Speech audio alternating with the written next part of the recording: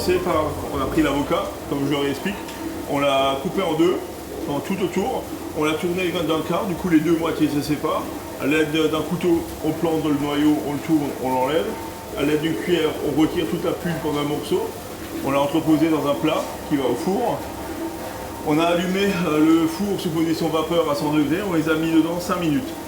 Alors je répète que le bénéfice de cette opération, c'est de préserver la couleur verte, donc ça va donner une intensité plus forte de la couleur verte de l'avocat, et ça va éviter qu'il noircisse par après, donc il n'oxydera pas. Après qu'on les ait passé 5 minutes au four vapeur, dans l'eau fortement glacée ou très froide, et après on les entrepose à part. Sur la quantité, on a pris un demi-avocat par personne. Une moitié, on l'a coupé grosso modo en un tiers pour récupérer ceci. Vous voyez vraiment une belle lamelle d'avocat. On l'a brûlé au chalumeau. Donc là, on accentue le côté un petit peu du goût de l'avocat. Le côté brûlé, ça lui apporte une touche un petit peu comme à l'initiale. La carcasse d'un avocat est noire. Donc on a vraiment ce côté visuel qui est assez sympa. J'ai mis un petit peu d'huile d'olive, sel, poivre, et je l'ai laissé mariner comme ça pendant 1 heure à température ambiante. On y a mis le reste d'avocat coupé simplement en grosses brunoises. On a fait cuire également des œufs durs. Donc là, on met les œufs dans de l'eau froide. Départ, dès que ça bout 10 minutes, on les refroidit bien, on les écale, on les coupe en deux.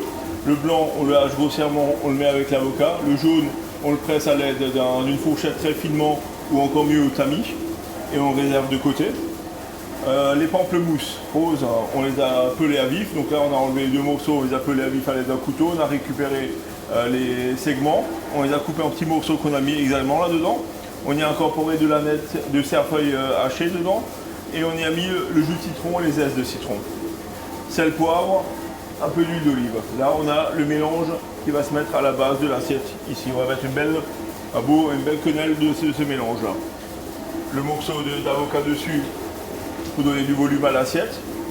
La mayonnaise, donc là en l'occurrence, elle est au frigo, on l'a montée donc à la base le jus de pamplemousse, d'accord. On a mis un petit peu de moutarde, les jaunes d'œufs, on a monté à l'huile classique, l'huile de tournesol, assaisonnement, sel, poivre. On y a incorporé les jaunes d'œufs pressés, enfin hachés, et on les a entreposés au frais. Donc on va faire 3 touches autour de cette mayonnaise, et ici on a les gambas qu'on va simplement faire revenir à l'huile d'olive très rapidement, assaisonnement, sel, poivre, et tiède, on les mettra sur la mayonnaise comme ceci et ça sera prêt à l'envoi. Pour l'assaisonnement de la roquette, j'ai pris le reste d'excédent de jus de pamplemousse, huile d'olive et un petit peu de vinaigre de xérès, assaisonnement, sel, poivre. Donc là je mettrai juste une touche pour assaisonner la roquette, le mélange ici au milieu, l'avocat, la mayonnaise et les gambas, et on aura vraiment quelque chose de joli en couleur et au goût assez original et assez plaisant. Voilà. Cette fois-ci, d'après la couleur, je pense qu'on est bien.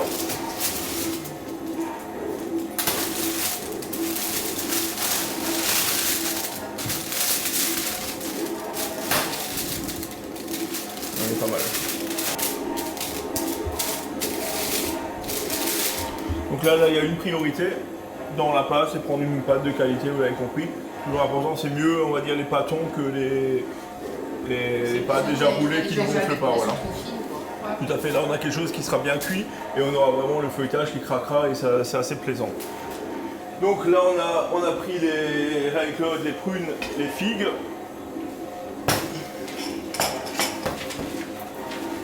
Donc les figues, en l'occurrence ce soir on les a pris en décongé.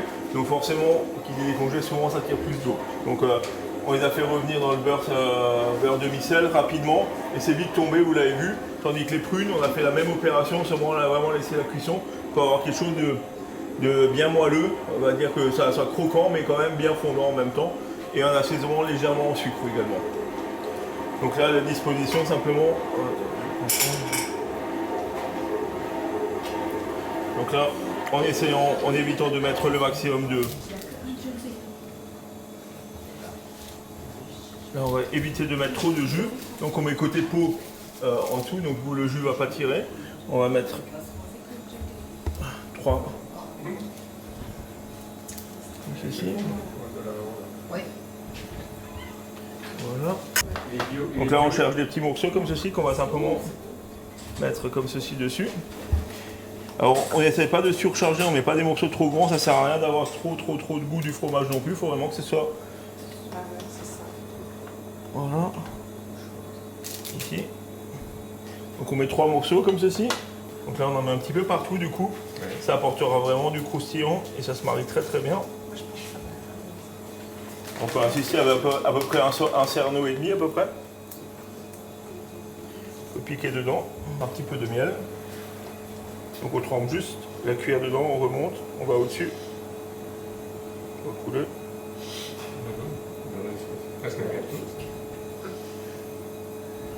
Visuellement, tu peux penser que c'est un gâteau. Oui. Voilà. Et là, simplement, on l'en mettra juste au four, mais pas longtemps, il faut juste que ça tiède. 5 minutes, 180 degrés ou 200, peu importe, mais maximum 5 minutes, juste l'histoire de réchauffer. Et après, on mettra un lit de roquette avec le vinaigre de Xérès qu'on va faire réduire. On va assaisonner ça avec et la recette elle sera terminée. Donc c'est quelque chose également que on peut tout préparer tout ça à l'avance, on le met au frigo, ça pose pas de problème. Le problème qu'il y a, vu qu'on l'a cuit au beurre, quand ça va figer, ça va coller ensemble. Donc ce qu'il faut, c'est soit mettre le bol entier, le mettre dans un bol en inox ou un plat qui va au four, et on le met juste au four un petit peu pour que ça se sépare sans le casser. Voilà. Donc ça c'est pour le plat. Il n'y a pas de difficulté non plus, hein. Tout est dans la cuisson, on va dire, des différentes choses. Les figues, il faut juste qu'elles soient fondantes, qu'elles ne tombent pas en morceaux. Les prunes, juste fondantes vraiment comme il faut. Les noix un petit peu sur dessus, le Saint-Marcelin, et puis voilà, hein. Il n'y a plus qu'à manger après. Donc il reste le dessert pour finir en beauté ce soir, je pense que ça va vous plaire. Donc on a fait un biscuit aux amandes, donc là en l'occurrence on a pris beurre, sucre, donc beurre qu'on a rendu bien pommade, donc ça c'est très important, pas fondu mais pommade. On l'a mélangé avec le sucre, donc ce qu'on appelle blanchir, on mélange, alors soit vous prenez un robot hein, effectivement, parce que quand on mélange le beurre avec le sucre, à la force du poignet, il faut quand même avoir un petit peu de force quand même. Ensuite on y a mis les œufs entiers, on a mis la poudre d'amande. Une fois qu'on a ça, on a pris nos ramequins, donc idéalement c'est prendre des ramequins. Voilà, on a pris ce qu'on avait, donc c'est des bols qu'on avait, donc j'aurais préféré quelque chose un style crème brûlée, vous voyez. Donc du coup là on met vraiment rempli la base de biscuits aux amandes. On met ça au four à 200 degrés pendant 10 minutes, j'ai scrupuleusement respecté les degrés et le temps. On a pris les clémentines qu'on a épluchées, on a enlevé vraiment l'écorce blanche également au maximum pour avoir le moins. On a préparé un caramel, vous avez vu, donc toujours pareil, caramel, qui dit caramel, on a toujours peur, on prend une poêle, feu assez chaud, idéalement poêle à fond épais. On met le sucre, on le laisse devenir caramel, donc vraiment dès qu'il a la bonne coloration, le caramel c'est rare qu'on arrive à avoir un caramel parfait à la première fonte. Donc on lève, on prend la poêle, on la met hors du feu, on joue un petit peu pour que le caramel continue pas à noircir d'un côté et de l'autre côté. Donc on essaie vraiment de chercher l'harmonie dans tout ça. Après on y met les clémentines dedans.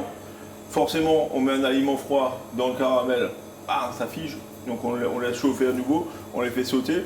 S'il y a des petits morceaux de caramel qui restent durs, on les enlève par après. J'ai mis du grand marnier que j'ai flambé. Et juste avant qu'elle commence à éclater, tomber en morceaux, je les ai retirés, je les ai mis à entreposer, donc elles ont relâché du jus. On a mis ça sur le biscuit, on a réparti le jus après par-dessus. Là-dedans, j'ai pris de l'eau, d'accord? J'ai fait un sirop, donc eau plus sucre, assez fortement sucré. Une ébullition. À côté de ça, j'ai préalablement pris les feuilles de gélatine, fait tremper, pour qu'elles ramollissent. Je les ai prises, je les ai fait fondre dans le sirop. J'ai incorporé du lait froid, j'ai incorporé le champagne, j'ai bien mélangé, je l'ai mis dans le siphon. J'ai mis une cartouche, je l'ai secoué de temps en temps et je vais laisse refroidir au moins 3 heures. Et du coup, à la fin, je vais mettre une mousse de champagne sur les clémentines. Du coup, on aura le final, voilà. Voilà, tout à fait. Voilà. Donc là, on a le menu de ce soir. Comme dit, encore une fois, c'est des choses qu'on peut toujours préparer un petit peu en avance, qui ont du goût. L'entrée est très originale.